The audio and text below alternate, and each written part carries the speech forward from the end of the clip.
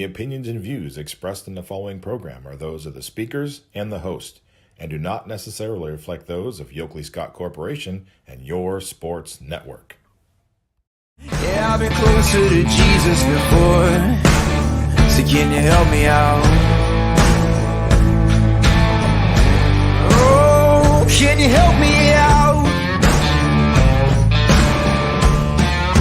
Am I on my own? Am I on my own? But can you help me out? Am I on my own? Am I on my own? Or can you help me out? Can you help me out? I've been scared to look in my soul.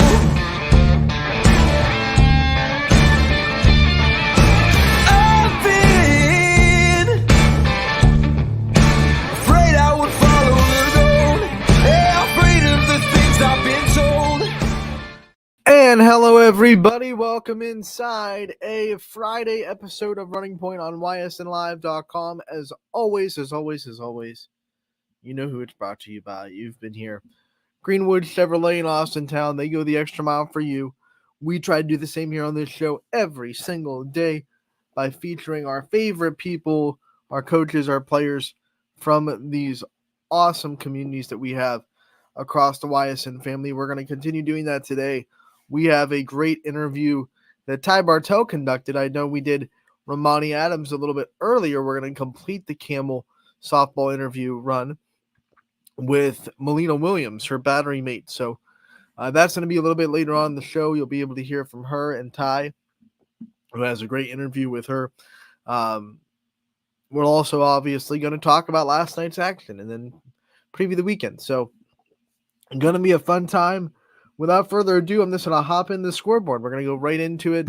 Scoreboard on ysnlive.com, which is always presented by Burnett Pool Spas and Hot Tubs. The YSN scoreboard is a great tool for our fans, whether you are at one of the games or watching one of the broadcasts. Either way, you don't want to look away from the screen or the action for too long, and the YSN scoreboard on the website is a good, easy way to get fast, live updated scores across the YSN family of your favorite teams. YSN Scoreboard is presented by Burnett Pool Spas and Hot Tubs. We could not bring it to you without them, and it can be found at ysnlive.com/scores. So without further ado, let's go into last night's finals. On the baseball side, April 25th, 2024, we had an all-YSN matchup in Bessemer and Mohawk as the Mohawk Warriors beat Beaver Bobcats 10-1. The final score there. Our ace photographer, Gary Leininger, was at that game, so you can find pictures of both Mohawk and Beaver, both YSN schools, on a YSN Smug Mug. So if you're a fans of either one of those communities, make sure to go down there to our Smug Mug and check out the pictures available for purchase. We always thank Gary Leininger for giving us his time and awesome pictures that make our website look oh so good. We continue the finals as Pymatuning Valley was able to beat Wyndham 13-3.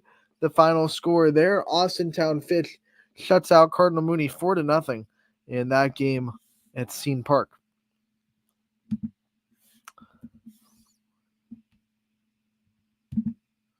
Louisville was able to knock off Boardman by a final score of 9-4 last night. A big community win for Boardman. As the story on that can be found on ysnlive.com. A very important victory for the Leopards. Niles is able to beat Cheney 11-4.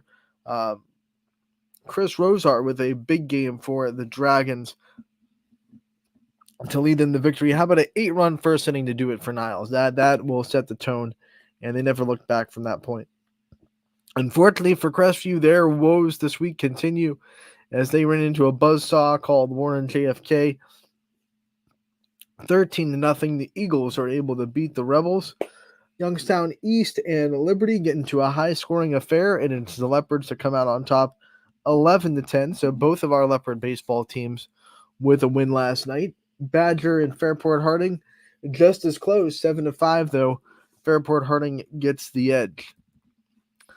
In the MVAC Scarlet tier, as that race continues to boil over, the Middle Ridge Rams, thanks to a big pitching performance from Nick Anderson, the freshman that continues to impress, 2-0 they win over Lowville, and he gets another shutout to his utility belt. He already has a no-hitter this year, and now he has a shutout at Lowville, and they needed it because they only got 2 runs on the board themselves. Middle Ridge gets to win 2-0 over Lowville on the road, too. Really impressive.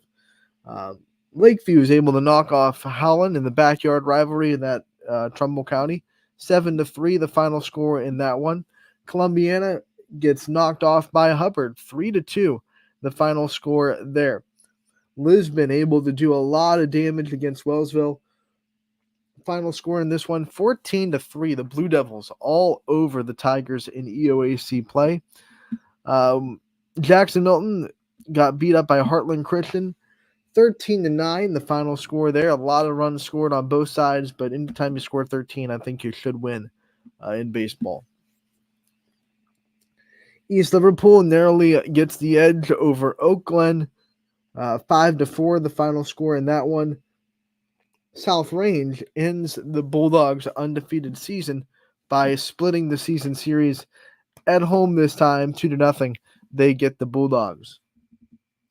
Struthers and Springfield got into a pitcher's duel, and it's the Wildcats to get the win, 1-0. The final score in that one. United able to dismantle East Palestine, 20-6. Carrollton gets the edge over Salem, 6-4. Newton Falls beats Bristol 5-2. And last but not least, Ashtabula St. John with a big day as they beat Chalker 12-1, the final score in that game. We'll go through the softball scores. We will circle back and talk about some of those matchups after all the scores are called out. Pymatuning Valley beats Wyndham on the softball field 10-0. West Geauga much more dominant this time around over Orange, 18-1. The final score in game 2. They get the sweep of the Lions. Fitch and Champion have an old style pitcher's duel, and Fitch gets the win 1-0. That's all they needed was 1 run, and it came off a Sidney Watts home run. We'll talk about that game in a little bit as well. Beaver Local able to beat Struthers 14-4. The final score in that one. Crestview able to knock around Brookfield 19-2. The final score in that MVAC Scarlet tier action. I should say gray tier action, excuse me.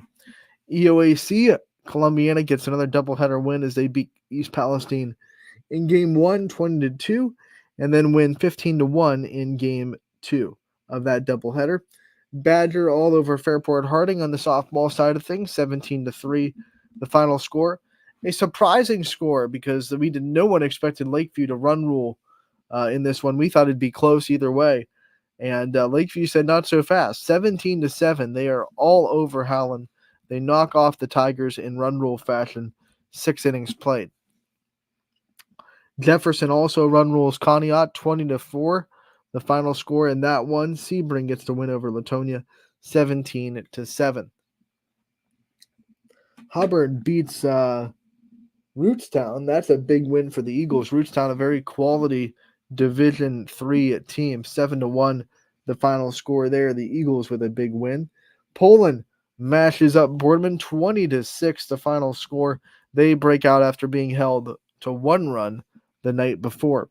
Middle Ridge beats Springfield 15-4, and another MVAC win for the Rams in the 11th win of the season. Western Reserve, 1 step closer to an MVAC championship, 13-3.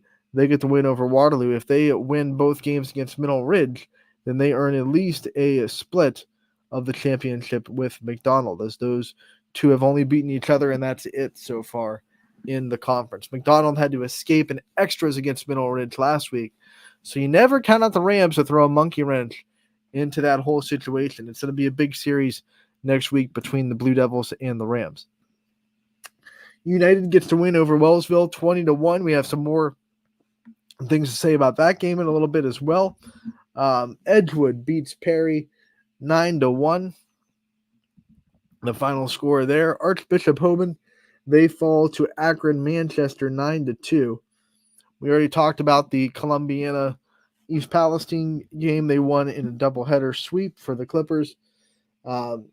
Garrettsville Garfield gets the edge over Liberty in a tight one there. Liberty trying to get back in momentum. They started the season 5-2, and now they are 5-7. So they're trying to get back to the winning ways that they started the season in. But Garfield stood in their way last night. Bristol gets the barely edge over Newton Falls on the softball side, 13-12. The final score there. Ursuline beats LeBray 9-8 in a wild one, and then Louisville able to knock off Glen Oak 6-3. The final in that one. So now that we have our finals, I'm going to go back up to baseball. We're going to talk about some of these games first, and then we'll go down and talk about the softball games. Obviously, there were a couple of big matchups on both sides. Let's start with Fitch and Mooney. Obviously, I think a lot of people were looking forward to this game. Both pitching staffs have played well, and it was a matchup between two teams that have a pretty young roster going in it. And Fitch was able to get the win in shutout fashion. When you look at the way they were able to do it, scoring-wise, Fitch scored 1 in the first, 2 in the fourth, and then 1 in the seventh. So it was kind of spread out. I mean, not really as spread out as you can be with 4 runs and 7 in it.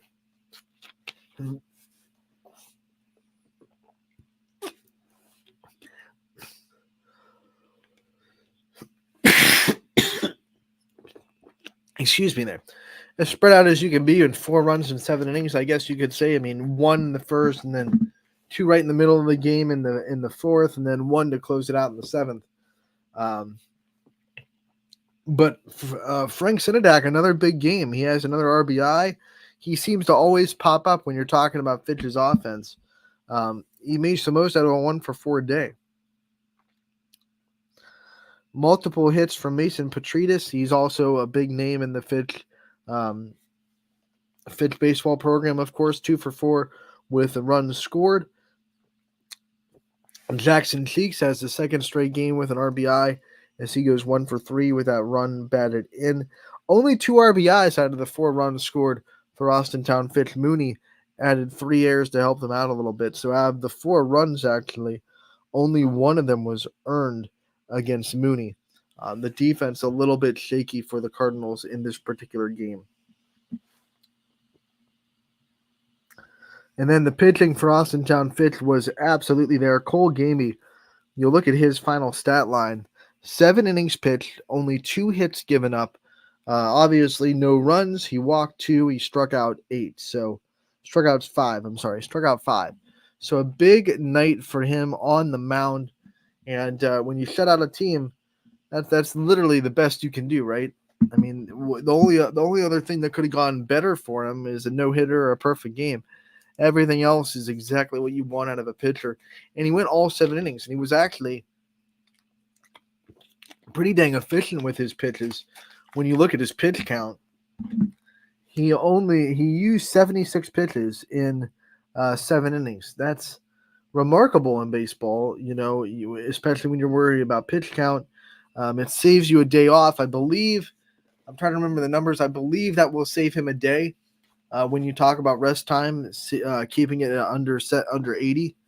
But 76 in 7, that's averaging just under 11 a game, 11 an inning, 10.8 if you want to be exact, pitches per inning. That's just the trademark of efficiency. And 47 of those 76 47 of those 76 pitches were strikes. So he was definitely keeping in the strike zone.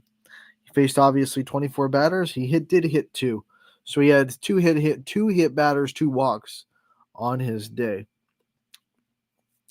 For the Mooney offense, they only had 2 hits, and definitely a struggle spot. They're not usually kept down like that. Their lineup is usually pretty dang good. So Austintown Fitch, a big win and a big pitching performance from Mr. Gamey.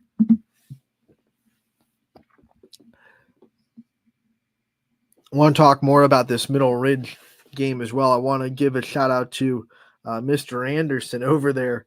Mr. Anderson. Every time I hear that, I think of the Matrix. So my mind immediately goes to Agent Smith, talking to Mr. Anderson. I'm quirky. What can I say? But the final line for Anderson went like this: 7 innings pitched, a lot like actually Gamey from Fitch. 7 innings pitched, 2 hits given up.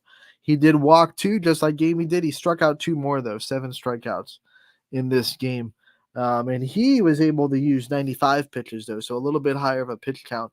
But that's okay. You kept your team in it, and you definitely shut down the other team. Middle Ridge did commit 3 errors on the day, so a couple of stressful innings for Mr. Anderson over there, but nothing too bad, as he also hit 2 batters. So four free bases there, but no runs given up and just 2 hits. Now, Lowville pitched pretty well too. I want to give them a shout out because Liam Bartlett pitched a really good game for the Rockets. 6 innings, gave up 4 hits, 2 earned runs, struck out 11 and walked 3. I think a lot of coaches would love that strikeout to walk ratio where it's at. So sometimes you're just a tough luck loser when you pitch really well, and that's just baseball. You have to deal with that. You have to be able to take that in and know that you pitched a good performance. And when it's a pitcher's duel like this, we're going to talk about it in a couple of other games. When it's a pitcher's duel, man, that margin for error gets so tiny, and every pitch matters that much more. And if you just made just a couple more bad pitches than the other person, what can you do, right? He got outpitched, not by much, because obviously Bartlett pitched a really good game, but got outpitched by a really talented freshman right now that, in my mind, looking in the conversation, I think for freshman of the year, you throw a no-hitter, a couple of more shutouts. He's pitching really well right now. I don't know if there's a better freshman arm that I don't know what class everybody is, so I'm not speaking entirely with everyone in front of me, but in my top of my mind right now, when I think freshman arms on the mound, Anderson from Mineral Ridge really putting together a strong season. Also want to give a shout out to this Hubbard game as well, because Hubbard and Columbiana was a sneaky good matchup that I think a lot of people left under the radar there. And it was a pitcher's duel like you'd expect from these two too. 3-2 the final score there as we hop into Game Changer. Boy, do I love Game Changer, by the way. If you do not fork over the money for the premium Game Changer, I don't know. I mean, this is such a great tool for baseball and softball fans out there in the area. You're able to get all the information you want right at your fingertips. But Hubbard gets the 3-2 win, and it was tied up in after regulation, so they're in extras, right? And then they get the walk-off win, 3-2 in the bottom of the 8th inning. Though hero for Hubbard was a triple by Gabe Leshnak, who has been really good all year for Hubbard, and that name is big in Hubbard athletics, of course. So he gets the triple. Gino, I'm sorry, I mixed up Gino and Gabe Rusnak. They both have similar last names, but Gino Leshnak with the triple to walk off the game for Hubbard. I apologize for botching the name the first time around, but I corrected myself. You look at the offense for Hubbard. Andrew Calley with a big game, 3 for 3, 2 runs scored. He was perfect at the plate. He also walked once, so then they never retired him. The RBIs all came from Leshnak. That 3 RBIs on the day, including the walk-off triple. He was 3 for 4, 5 total bases. Just a remarkable day at the plate for him. And then Mr. Bobovnik, Matthew, he pitched really well on the mound for Hubbard. He went 4 innings, picked up the win, gave up 3 hits, 2 runs. They were both earned. He struck out 6. As a staff, him and Braden Songer struck out 14 combined Columbiana hitters. Songer went 4 innings, gave up 1 hit, no runs, walked 2, struck out 8. So because Bobovnik pitched the final 4 innings, he gets the win to his credit. But both pitchers really shine bright, keeping this really high-powered Colombian offense down. Ian Les was the only Colombiana hitter with multiple hits. He went 2 for 4 with a run scored. 1 RBI on the day for Colombiana, and it came from Devin Doherty, who walked twice, did not get a hit, but did walk twice and pick up an RBI.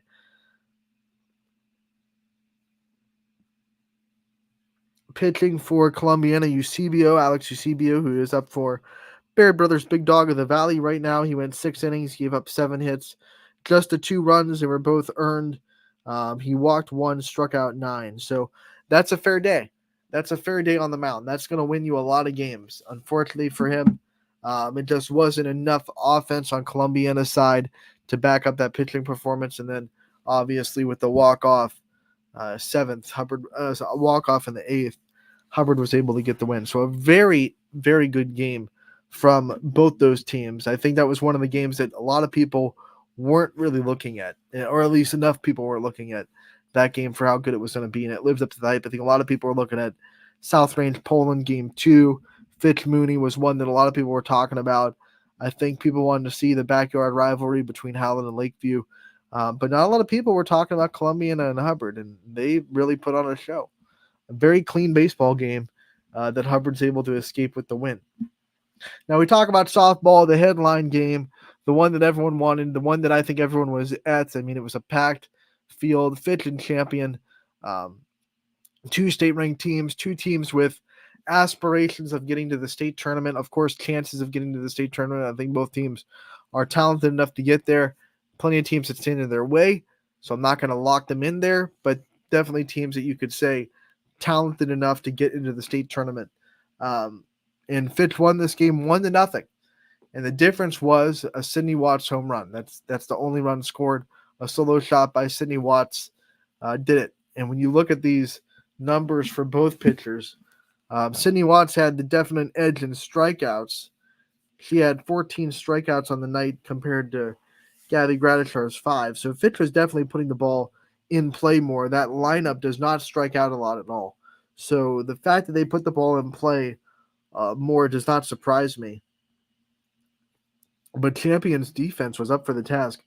They really got it going, and they kept the Falcons down to just that 1 run. Like I said, 5 hits on the day for Fitch, 1 run. When you look at Champion's lineup, they had 2 hits. Gabby Gradishar got a hit late in the game, 1 for 3, and Grace Hadley got 1 for each. He was 1 for 3. Everyone else just an offer, and no one walked either. I think that was a big key in Sidney Watts' day. The last 2 games against Boardman, although they won by 10 in both, the walks were a little bit elevated on her standards.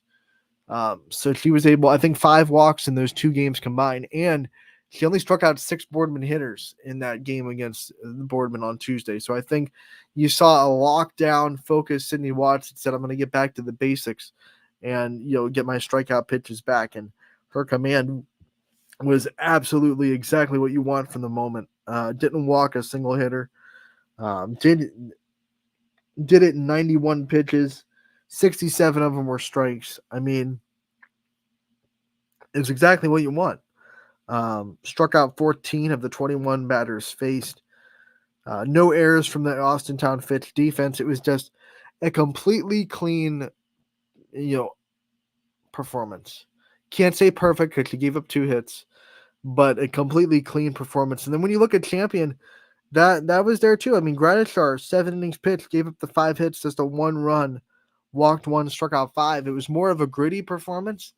Maybe not the one that she's used to, but it did the job. And when you watch that at bat, it was Sidney Watts' second at bat of the game. And she struck out the first time, and then Gradishar had her down 2 strikes. And when you look at the pitch that was thrown, I can't say for sure because I'm not in the catcher or the hitter or the pitcher's mind, so I can't say that she was going to throw this. But it looked like from watching Ty's broadcast, by the way, Ty Bartell, great call on that game. Shout out to you, my friend. You had one of the top games in the state the whole season, and you did a really good job. in that call. But watching that broadcast, that home run ball, from my view, it looked like a rise ball that just didn't go up. It looked like trying to have a 2-strike rise ball, a swing and a miss. It didn't break as much as she wanted it to, and Sydney Watts was all over it. What can you do? Gradishar's pitches are going to naturally be a little bit more inside because she's a screwball pitcher. So an inside half rise ball that didn't really break as high as she wanted to. And that's the one mistake. And the one mistake was the one that hurt the most. I talked about it in the baseball game with Cardinal Mooney and Fitch, and talked about it with what was the game I was talking about? Middle Ridge and Lowville when they were in the pitcher's duel. When you're in a game like that, as unfair and as kind of hard it is to take, every single pitch matters, and you miss that one pitch, that one mistake that Fitch takes advantage of, and that's the difference.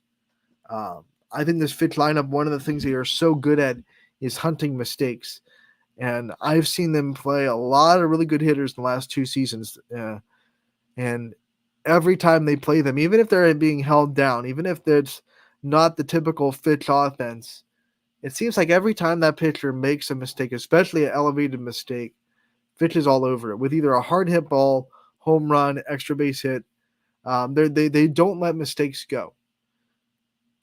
Very rarely do I see a pitch that's taken that's right there that they could have hit that freezes them, or a swing and a miss on a pitch that was right there for strike 3. Very rarely do they miss mistakes, and that puts a lot of pressure on the pitcher to hit their spots every pitch. Gradishar almost did it. There's that one mistake pitch in the wrong time. That can be the difference. This matchup was everything you wanted it to be, though. 2 Power 5 pitchers, both in their junior season, so we get one more year of both. They both shine bright. I mean, could you ask for anything better from a softball fan's perspective? I don't think you could. It was incredible to watch, and I wish I was there. I was calling my own game, but man, I was keeping an eye on this one on Game Changer, and it lived up to the hype. I think last year was a little bit more high scoring than you expected this matchup to be. This year, it was both pitchers locked down, saying this is going to be a pitcher's duel, and Sydney Watts in a big moment came up and shined the brightest, like she always does in big moments with the home run ball. The other offensive performances from Fitch, by the way, Kayleana Ray was still really good, 2 for 3 on the day. Could not get her home when she got on base, but she was able to also walk one, so she got on base 3 times. Ayla Ray was 1 for 4. Sydney Watts obviously got the home run. She was 1 for 3. With the home run, the 1 run scored. Morgan Roby was 1 for 3, and that's it. Those are the hits that Gabby Gradishar gave up. 2 to Ray. The 3 combined to the Ray sisters, 1 to Watts and 1 to Roby, and that was it. Only 1 walk on the day, and it was also to Kayleana Ray. So no shocker there that Kayleana, who's hitting above 700 right now, had the best offensive performance of the day against Gabby Gradishar. I think that's one of the players that she's not committed yet because she's a freshman and she's not allowed to commit yet, but it's a de facto Division I player. I think that's kind of if everything goes the way that her career wants to go, she'll probably have her pick of schools that she wants to go to. You can just tell when she's playing. You can just see it. If you watch enough softball, you start to just tell that some players are just different. And Kayleana Ray is just like her sister, where you were able to tell a freshman year that Ayla Ray is different. She's going to be a special talent, and I think Kayleana Ray is the same way. You watch her and you just go, there's something different. There's something there. There's something that's Division I caliber, just different. And I wouldn't be shocked if she goes D1. Maybe she'll follow in her sister's footsteps. Who knows? Maybe she'll go to YSU. Maybe she won't. We see a lot of sister duos do the opposite, where you think they're both going to go to the same school, but they don't. They differ. I think the biggest one in the softball world that happened was obviously the Romero sisters. Sierra Romero was living life on the top of the world in Michigan, and everyone thought kind of her sister Sydney was going to follow her into Michigan. But when Patty Gasso called from Oklahoma, you answer, right? When the Sooners call, you answer. So those two went to different schools, and sometimes it'll work out that way. Sometimes it won't. Sometimes the two sisters get to play with each other. We'll see where Kayleana's career kind of takes her in the next couple of years. But I'm very excited to see how it continues, because the freshman year is astronomical right now for Kayleana Ray. Lakeview, a lot of offense to break down in this game. 17-7. This is not the score I expected in this game. Sometimes good pitchers have bad days, and both offenses were able to kind of tee off a lot more than you expect with the pitching staffs that both teams have. This is a big win for Lakeview. They had a tough weekend at the Joanne Kernan Classic, of course. They were on they lost all 3 games down there to Canfield, Columbiana, and North. Came back with a 3-game winning streak. Well, a 2-game winning streak going into last night, but a 3-game winning streak now. But this win was just emphatic, 17-7. You look at the offensive performance. All of these runs were earned for Lakeview. You look at the stats.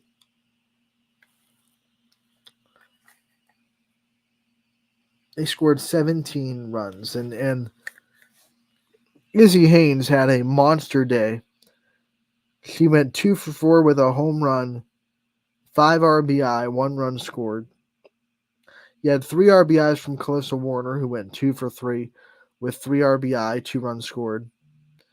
You had 3 RBIs from Eisenberg, who went 3 for 4 with 3 RBI. And then McKenna Warner went 1 for 4 with an RBI as well. This offense was everywhere. Even Ava Bacon got in the mix, 2 for 3 with an RBI. It was just the lineup was ready to go. They had a game plan. They executed it really, really well. Eisenberg pitched, didn't do terrible. 6 innings, gave up 8 hits, only 4 earned runs, and 6 strikeouts. Against this lineup, I think you'd take that any day of the week. They scored 7 runs total, but only 4 of them were earned. I think you would take that pitching performance any day of the week from Isabella Eisenberg against this high-powered Highland offense, who did have a good day. I mean,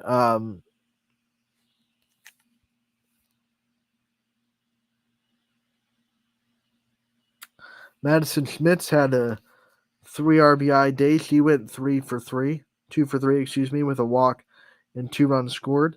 You had 2 RBIs from Maya Kabanchik, who went 1 for 3 with a walk. But the big thing was Eisenberg kept Alyssa Masucci in check. He was 1 for 4. Tater was held in check. She was 1 for 4. So those are 2 of the big bats in the Tigers lineup. Sydney Vaness, also a big bat, was held hitless. So Eisenberg did really good against the hitters from Howland that you really don't want to let beat you. Now, the other hitters stepped up big for the Tigers and did a good job, but I think Eisenberg pitched well against the really big power of the Tigers bats. So that was a good win for Lakeview. And now Howland, they got to bounce back quickly because they have 2 tough games tomorrow against Poland and Sharpsville, and then on Monday they go right into Austintown Fitch for the last AAC series of the year for the Falcons. So Fitch is going to be geared up. If they win both, they earn at least a split of the AAC. Tigers are going to have to really be locked in if they want to spoil that and throw a monkey wrench. They almost did it to Canfield. So it's there.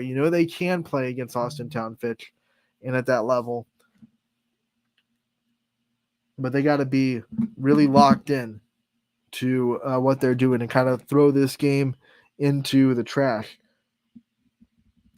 I was at Boardman, Poland, and this game was Mary Brandt's day. I mean, there's no other way to put it. When you go 5 for 5, 2 home runs, 10 RBI, I mean, there was no stopping her, none at all. It was a day where a tough day for Boardman, where Tori Strine started, got in some sticky situations. They brought in Gabby Safara. Safara got hit by a ball right back to her, so she had to leave the game. And they were just trying to find something that worked, and and Poland was a little bit fired up from the game before. They wanted to get their offense going in a hurry. Scored 10 runs in the first inning and never, ever looked back. Mary Brandt, once again, 5 for 5, 2 home runs. One of them was a grand slam. The other one, a 3-run home run. 10 RBIs on the day. Just one of the best offensive performances and results I've seen in a long time. You don't normally see 10 RBIs in one day. Remember, I think yesterday, I get everything washes away. Can't remember who had 8 RBIs, but I was like, I think that's the largest total in the Ysn family so far, 8 RBIs in one day. Well, Mary Brandt just, said, hold my Gatorade real quick. 10 RBIs. That's this. It's ridiculous. And then I do want to shout out Sam Lippiett, who broke some more records for United in their 20-1 win. She now has the season record for runs scored. Already had the career records. Now has the season record as well. She's sitting at 40 runs scored right now for United. She also tied the record for triples in a season. She has 7. So Sam Lippiett having a great year like we all expected her to, and breaking more and more records every day. United has a big matchup with Columbiana on Monday and Tuesday. That's going to be a series that a lot of eyes are going to be squarely locked in on.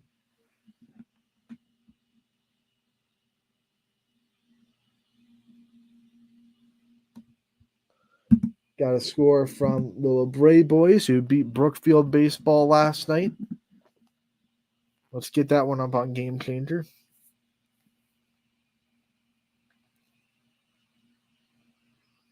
Nine to 1, the final score in that game. We apologize if we missed it. Austin Rowe pitched really well for LeBray. He went 4 innings, gave up 2 hits, no earned runs, struck out a pair. And then obviously the offense with 9 runs had a monster day at the plate. Rowe, along with that good pitching, had a pair of RBIs. So LeBray does get that win over Brookfield, 9-1. We're going to take a break. When we come back, we have more Running Point on ysnlive.com. Brought to you, as always, by our good friends over at Greenwood Chevrolet in Austintown. 21 News delivers the news as it happens, using the latest technology from where it happens. Live here outside the Mahoney County. On air, online, Wednesday afternoon weather update. Very dangerous. and on the 21 News social media platforms. I'm on the road right now. 21 News, the Valley's only locally owned source for trusted news since 1953. Craftsmanship to us is 60 years of pride and dedication. Passed down from generation to generation. The hardwood floors that your kids take their first steps on.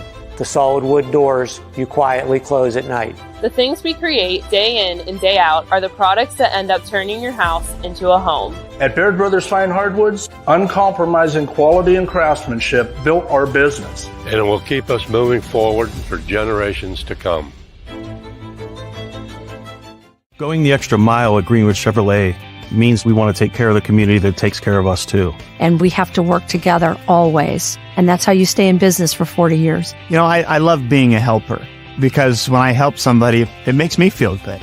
It means a lot that I can make a difference in others' lives. So I will do everything I can and just being there for them every step of the way. I want them to know within the first 5 minutes that they could depend on me. That's what going the extra mile means, only at Greenwood Chevrolet. Before the lights come on, before the workday begins, before a long day is ended, or it's time to have fun. It all starts with the people at Joe Dickey Electric. From replacing a light fixture in your home to building a substation for your business, no job is too big or too small. The people of Joe Dickey Electric power them all. Joe Dickey Electric, over 60 years of powering the Mahoning Valley.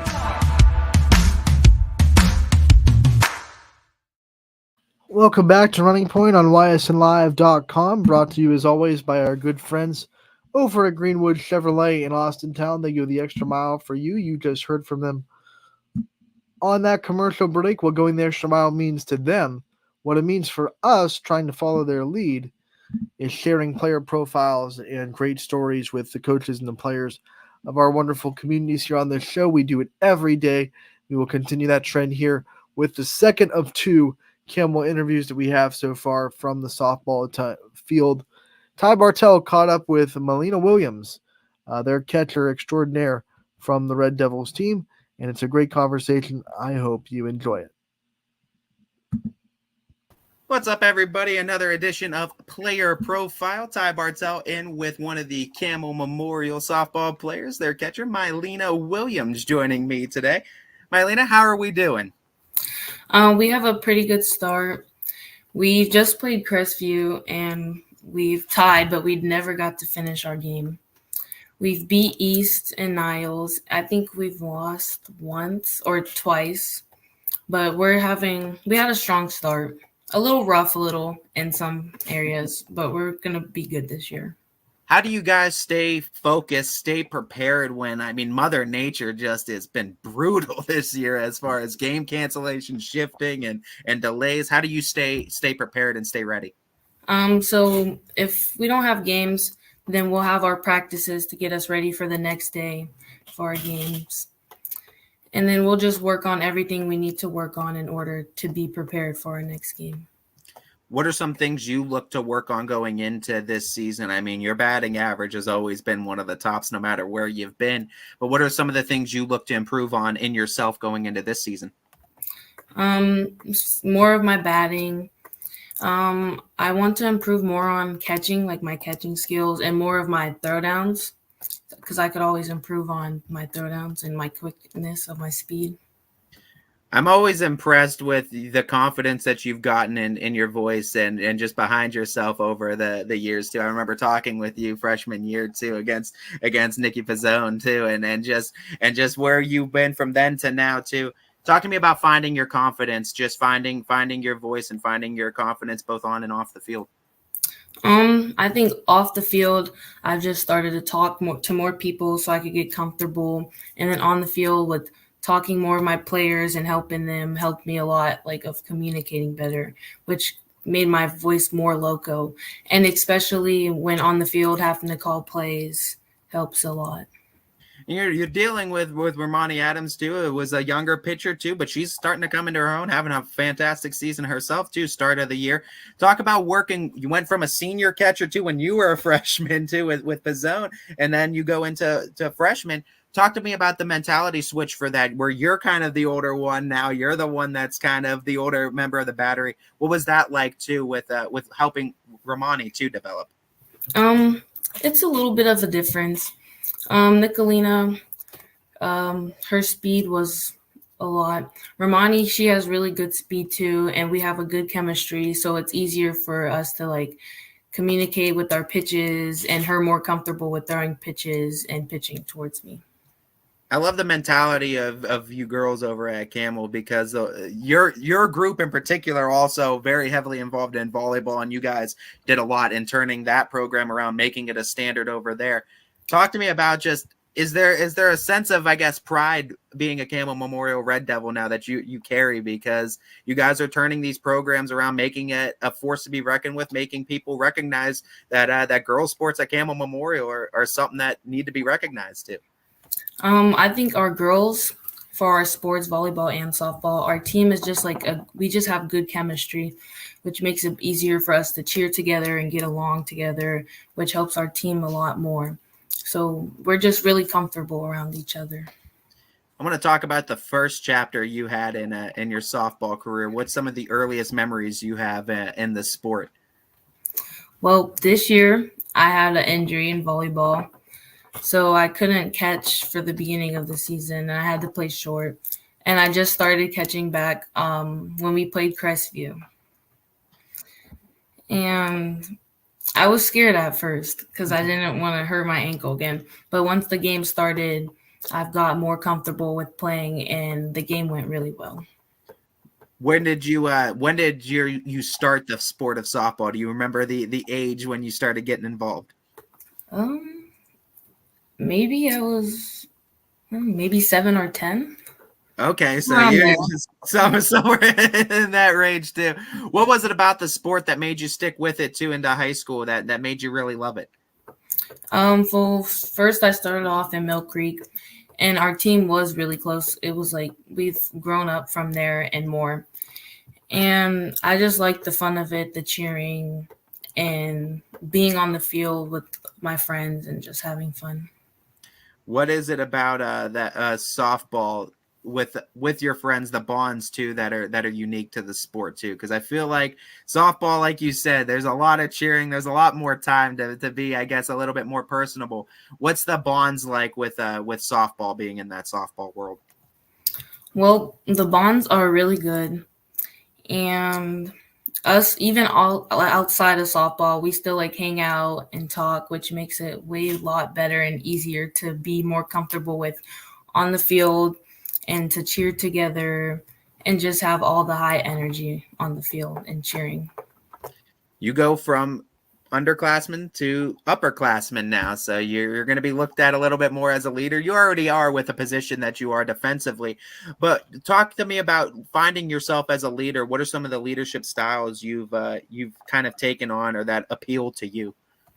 I know that a lot of the players on my team look up to me, so I just need to be a better teammate and show them like what to do and what not to do, and then to just always do my best and give 100%. So then they would always look up to me and do the same as well. You're one of the spearheads of leading a new standard, I think, over at Camel Memorial for Girls Sports. What is that standard that you yourself are trying to set day in and day out? I just want to set a goal to where I'm like up there and doing my best that I could for every sport that I can, and then just being good. And I would say to just try my hardest and help my team a lot. What's some advice you give to maybe a younger player in softball too that maybe looks at the success you're having and says they want to be like you one day?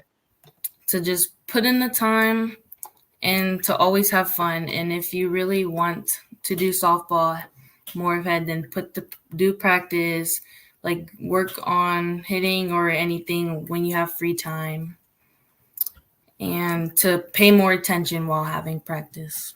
What has been the biggest difference maker for you to find the success at the plate that you've found throughout high school? Well, at first my batting was, I had problems with rolling in the back. So I've been to hitting lessons over the years, which has helped a lot and helped me get my home runs that I've had last year. And I had one this year against Crestview. So it's a big difference and it helps a lot.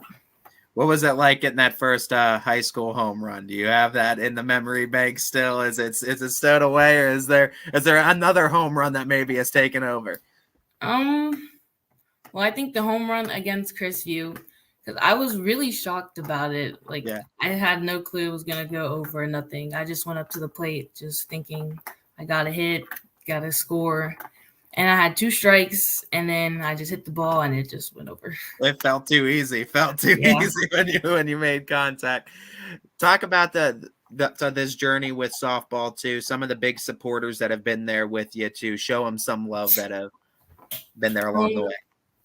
My family has been there since I first started volleyball and softball. So I appreciate to them for always being there and helping me get through the camps and practices and everything I need and all my things I have for softball. And then my coaches for helping me. And yeah. You're involved in a lot of things too, and talk about time management skills. And how have you been able to develop those? How do you find time for yourself in managing all the camps, the schoolwork, the games, the practices? It's a lot. So I go to school, and then right after school we have practices or a game, and we usually don't get home till late. So if I have a test, I have to study. And then camps usually start in like September or something. So then we would schedule those earlier so I know like what things I have the days of to make more time. And well, I had travel volleyball, but those were usually on the weekends, and I would have them during softball season. But to manage my time, I would go to softballs because it was a sports, like a high school in-season sport, and I would go to those and then try to make volleyball practices as much as I could. So when you do finally get some time for yourself, what are some of your other hobbies that don't involve sports or schoolwork? Usually I'll probably get food or go out to Borman to shop or look, or I'll just sleep. The sleep's always a good one. What's the go-to? Do you have like a go-to shopping center, or do you have a go-to food place that you like to go to? I usually like to go out shopping at like Target or Walmart or the mall. And then food-wise, I'd probably say Chipotle or Cane's.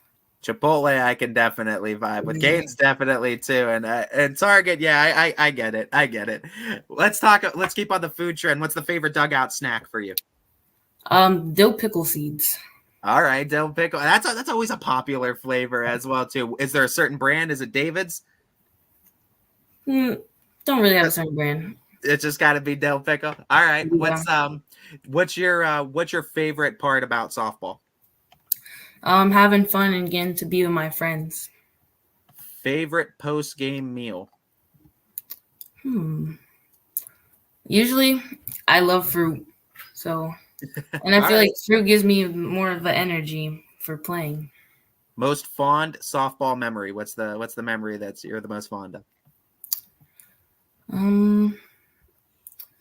I would say probably last year when we played against Liberty. We played them away, and it was like a really good game and close game, and we just had like really high energy, which made it a lot more fun. I like this question that Anthony Hartwig's been asking, so I'm going to ask it to you as well. The trend on TikTok and on social media right now, you line up the softball teams, the non-pitchers too, and they all imitate being a pitcher. Who do you think sells it the best on your team, other than obviously take Romani out of it? Who sells being a pitcher the best? I think either Abby, she's our other catcher. She has a little experience, like she'll do it just for fun, and it's actually kind of good. And I think maybe I could get up there if I. You got it. I was waiting for someone to give the confidence and say, "Yeah, I'm up there. I'm on that too." Let's talk about just some of your goals too for the future, and what are some of the things you're looking to accomplish in high school and beyond for yourself? High school, I'm just looking forward to just doing better every year, so then I could get the college looks to actually go out and play college ball. Well, I think those doors will be open for you. I think you definitely have the talent to play at the collegiate level. When you talk about looking at the collegiate level, what are the things you're looking at in maybe a coach, in the environment, in a team? What are some things that are appealing to you for a collegiate team? I'm just looking to have a fun team, a team that wants it bad enough as I do. And I'm more looking for colleges like around the area or somewhere not so far, because I would like to stay close. No, I get that completely too. Being a family person myself, I completely understand. Mylena, I can't tell you how much we're rooting for you here at YSN. We love seeing your continued success each and every season and what you've been able to bring to the table for not only your teams, but also your entire community. I've been astounded, and I've been so proud, I guess is the word to say, and seeing your growth too and the confidence you have in yourself and in your voice as well. Looking forward to talking to you again real soon, Mylena, but we're rooting for you up until then. Thank you. This has been another edition of Player Profile with the Camel Memorial Red Devils catcher, Mylena Williams. That was Mylena Williams from Camel Memorial. Ty Bartell doing a great job with that interview. We certainly thank her for her time, giving us the time to do that player profile. If you missed it and want to see it in its entirety, it can be found at ysnlive.com. It can also be found on our YouTube page. And if you're over there, make sure to subscribe to the YouTube channel, like some of the videos, comment, all that fun stuff. That helps us get into YouTube's algorithm, which favors those with subscribers and with likes. So make sure to get over there if you missed any of that Mylena Williams interview, if you want to see it in its entirety. All of our interviews, all of our post-game interviews, all of our coaches' corners, they all go up on our YouTube page. So make sure to check that out. That'll do it for today's episode of Running Point. We want to thank everyone for tuning in today. We want to thank everyone for just the constant support. We want to thank Greenwood Chevrolet for their sponsorship every day. And we'll see you on Monday. Enjoy the weekend, everybody. A lot of good baseball and softball. Check out the schedule, ysnlive.com/live. And also check out the scoreboard for scores around the area, ysnlive.com/scores. Have a great weekend again. We'll see you back here on